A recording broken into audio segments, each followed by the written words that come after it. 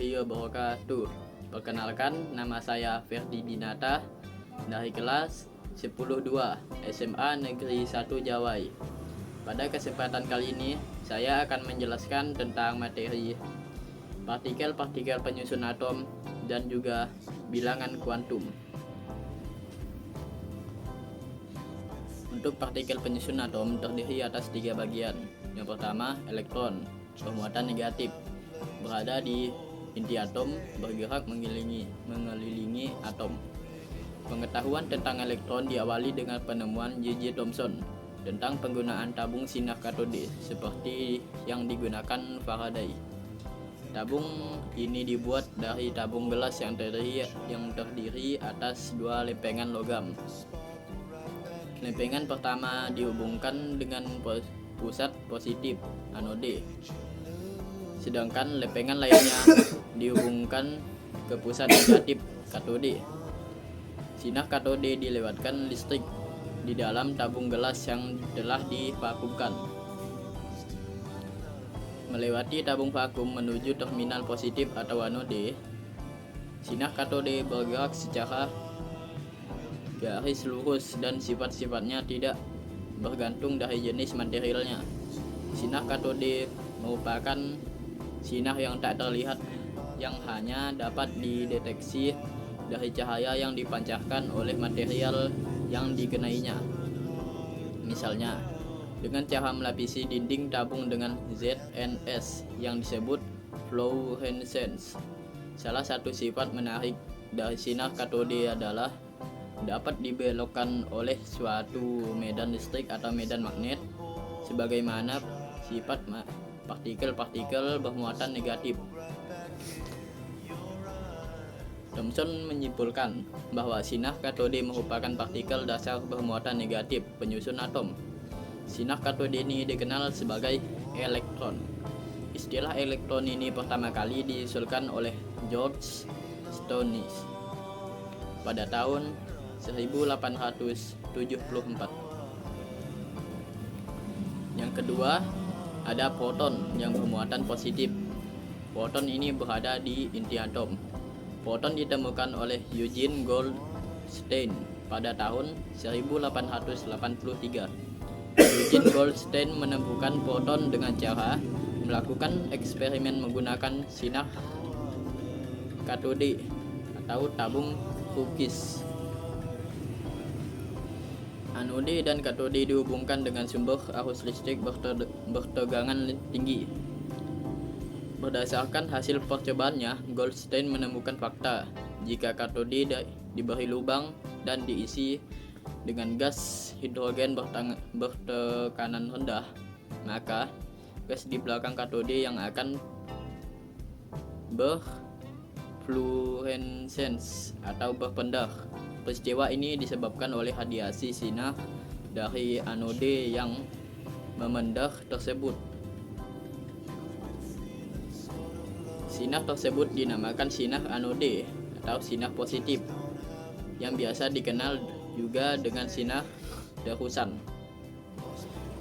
Yang terakhir, ada neutron. Neutron ini tidak bermuatan atau netral. Pada tahun 1914, para ilmuwan berhasil melakukan penyelidikan dan menunjukkan bahwa dalam inti atom unsur yang berbeda terdapat jumlah proton yang berbeda-beda pula. Sebagai contoh, pada inti atom hidrogen terdapat 1 buah proton. Muatan proton ini sama dengan muatan sebuah elektron, tetapi tandanya berlawanan. Proton muatan plus 1 yaitu 1,6 dikali 10 pangkat min 19 Celcius. Sedangkan elektron bermuatan min 1 atau min 1,6 kali 10 pangkat 9 negatif 19 min 19 Celcius. Pada inti helium terdapat 2 buah proton. Pada inti atom litium terdapat 3 buah proton dan sebagainya. Pada tahun 1913, Thomson menemukan gejala-gejala yang terjadi pada atom-atom unsur sejenis, yaitu adanya atom yang masanya berbeda. Peristiwa ini dinamakan isotop. Ditemukannya isotop ini membuktikan bahwa massa suatu atom tidak sesuai dengan massa proton dalam inti. Ini berarti bahwa dalam inti atom harus ada partikel lain selain proton.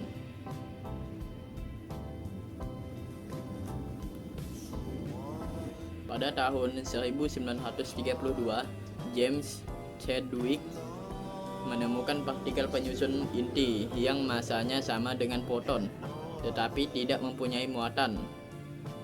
Partikel ini ditemukan melalui percobaan Chadwick dengan menembak lapisan tipis berilium dengan partikel A. Hasilnya adalah pancaran radiasi energi yang sangat tinggi. Partikel ini kemudian dinamai dengan neutron. Dan berikutnya saya akan menjelaskan tentang bilangan kuantum. Bilangan kuantum ini merupakan istilah untuk menggambarkan kedudukan elektron dalam suatu atom. Yang pertama, bilangan kuantum utama. Bilangan kuantum utama menunjukkan posisi elektron dalam kulit elektron, jarak rata-rata elektron dari inti, dan menyatakan tingkat energi bilangan kuantum pada kulit elektron sebagai berikut. Kulit elektron K, L, M, N, dan seterusnya. Bilangan kuantum 1, 2, 3, 4, dan seterusnya. Yang kedua, ada bilangan kuantum atau azimut yang lambangnya seperti di atas. Bilangan kuantum azimut menunjukkan subkulit yang nilainya bergantung pada bilangan kuantum utama, yaitu bilangan bulat dari 0 hingga n min 1. Bilangan kuantum magnetik atau simbolnya M. Bilangan kuantum magnetik menunjukkan orbital khusus mana yang ditempati elektron pada suatu subkulit. Juga menyatakan orientasi khusus dari orbital dalam ruangan relatif terhadap inti. Nilai bilangan kuantum magnetik bergantung pada nilai bilangan kuantum azimut berupa bilangan bulat dari min azimut sampai dengan plus. Jika azimut sama dengan 2, nilai M sama dengan min 2, min 1, 0, plus 1, plus 2, atau ada 5 orbital. Susunan orbital dalam suatu subkulit sebagai berikut. Dan yang terakhir ada bilangan kuantum spin atau simbolnya S. Bilangan kuantum spin digunakan untuk mengetahui arah rotasi elektron dengan arah yang berlawanan jarum jam atau searah jarum jam. Kedua arah yang berbeda ini dinyatakan dengan nilai S plus 1 per 2 dan S min 1 per 2.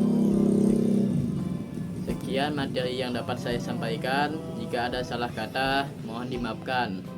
Wassalamualaikum warahmatullahi wabarakatuh.